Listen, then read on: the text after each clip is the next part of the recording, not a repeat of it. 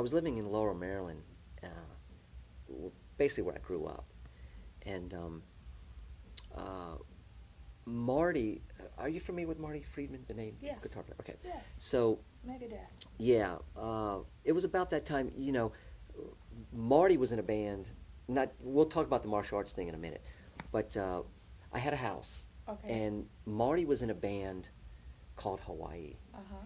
and my friend Bob Shade. I was friends with Marty. Me and Marty used to go to school together. Uh-huh. So Marty actually got a hold of me, or somebody got a hold of me, and wanted me to be the second guitar player in this band called Hawaii Okay. with Marty. Now back then, Marty, if you ever listen to Marty's stuff, he's an extraordinary guitar player. I wasn't that extraordinary back then. I'm probably not that extraordinary now if you're looking at Marty Friedman. Yes. So they were practicing at my house. Well, at the same time, I was I got in. I got into the martial arts thing. I went to the school and started training for that stuff. And I had a bag in my basement where we were rehearsing at. I used to have this kick bag down there, and it was just funny. They all used to come and kick the bag and stuff. But it was a lot of fun. I used to do board breaking demonstrations in my hometown. Like what they would do is they would take people from the school, from our karate school, and we would have to go in front. We'd go to like a elementary or junior high school, and they would have us do board breaking demonstrations. So, and it was a lot of fun. You know what I mean? We'd get up there and just break boards and do spin kicks and break boards. It was a lot of fun. When I moved to New York, I started thinking about it, because I used to compete, and I got quite a few trophies for it. I used to compete. I went to a tournament in New York. This was after I moved to New York, and I went to a tournament, and I was with an Asian friend of mine that I had friended in New York. We went to this tournament, me and my friend, and I watched these guys literally. I mean, you don't even know how brutal it is till you're on the outside looking in. And you go, wow, really?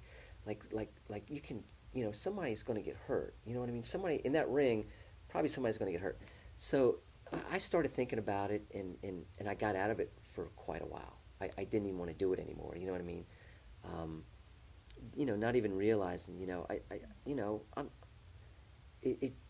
I liked it when I did it. Right. My last tournament, because I had stopped for a while, and there's a martial artist by the name of Ernie Reyes Jr., and I think he played in that Chuck Norris show that Chuck Norris had. I think he was Chuck's son or something. I don't remember exactly.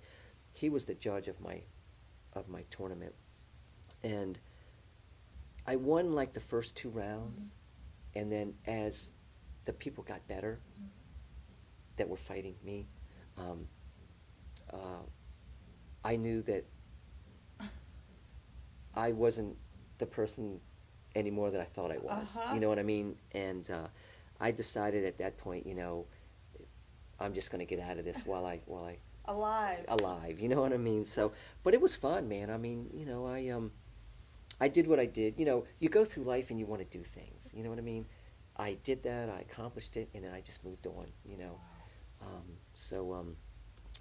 But yeah, getting back to the Marty Friedman thing that we were talking about.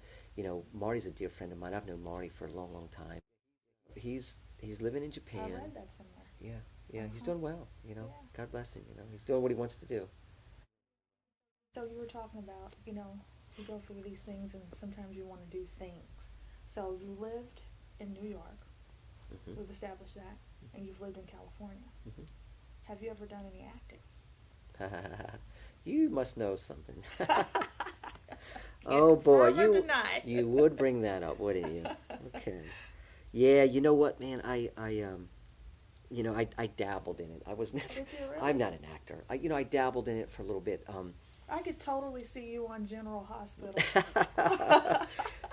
Yeah, I dabbled in it when I first moved to L.A. I wasn't working, and my girlfriend at the time, the woman that I wound up marrying afterwards, she was working, so she was kind of supporting the whole thing. So I said, you know what? Let me find something on the side. So I looked in the paper, and there were these acting things. You could go on set, and So they had this big company called Central Casting, and I said, I'm going to give it a try. So because I had long hair back Okay. then, they actually called me up for the Flintstones movie. So they were looking for somebody with long hair. You had to be kind of like a Neanderthal Uh-huh. type. So I got the gig as a busboy. So if you look at the Flintstones movie, the one with John Goodman and who else was in it? Rick Moranis, is that Right. his name? Um, uh, there's a scene in there where they're in a restaurant Okay. and the B-52s are playing. Right. And if you I look, remember that yeah, part. if you look past John Goodman, you can see me walking back and forth. I was a busboy. So I'm carrying this bus tray and I'm busting off all the tables, but they glued a beard on me. It was horrible. I mean, I wanted to itch the beard off. It was so horrible. I mean, but they paid me good money. So that's Cool. why I did it. But yeah, you can see me in the background with the beard, and yeah, that's me. That is so amazing. That's me. Speaking of things that I want to ask you about that I may or may not get an answer, Okay. I'm thinking about this beautiful sunbeam, this beautiful face, Yeah. and Yeah. it looked like you guys had a really wonderful thing going. I mean, and her name was so fitting for her to me.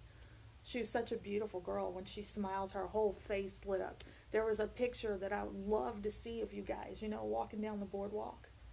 And you two were smitten. What happened?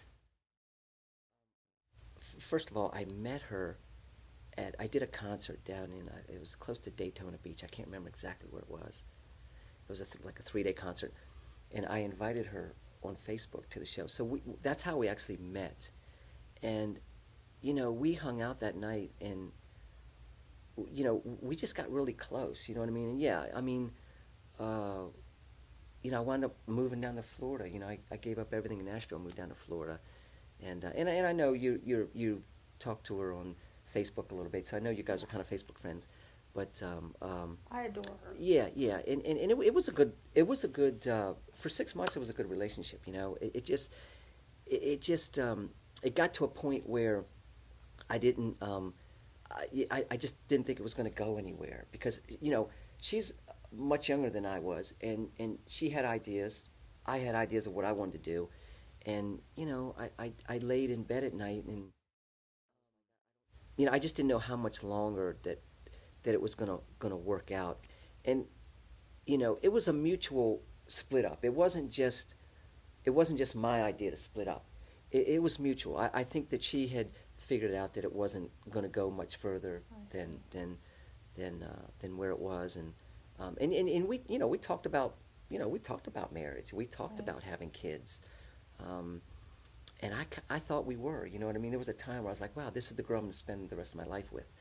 And we'd always get Facebook messages about us as a couple, and yeah, that picture of us walking on the boardwalk, that's probably one of my favorite Love it. all-time pictures. Love it. That they captured that picture, and it's that yeah.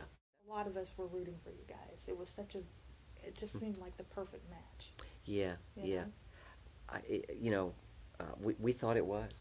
So I just want to get on the subject of you and Sonny. I know that you two broke up. And from those of us who were rooting for you, it looked like you guys had a really wonderful thing going there. Hmm. And it was really disappointing and surprising to see that it, came to an end. And what I really would like to know, and did you cheat on her? Was there any infidelity at all? Hi, everybody. It's Lori Starr coming at you. Thank you so much for watching part two of the three-part series, Up Close and Personal with Jimmy Allan Sine. Are you getting to know a lot about Jimmy? I know I got to learn a lot about Jimmy doing this interview. Please tune in to part three, the final part of Up Close and Personal, where we'll get to know what's in Jimmy's future and find out a few surprises about Jimmy that you may not have known. So thank you so much for tuning in, and thank you for watching.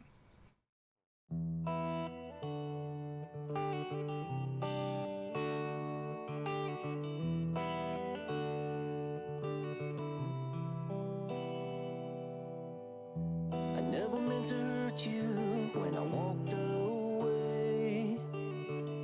So confused, should I go or should I stay?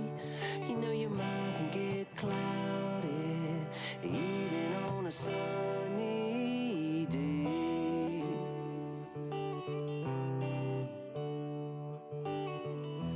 Driving my car the other day, I passed a little ice cream shop where we used to hang, sit around and talk about all the things that we want to do.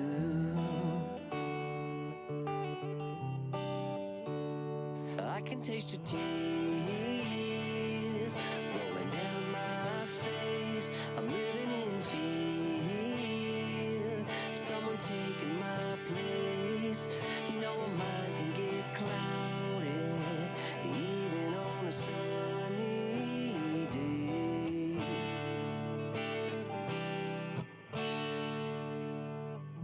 I passed your house the other night, and all I saw was a room with a light, where we used to hang out and watch the crazy TV screen.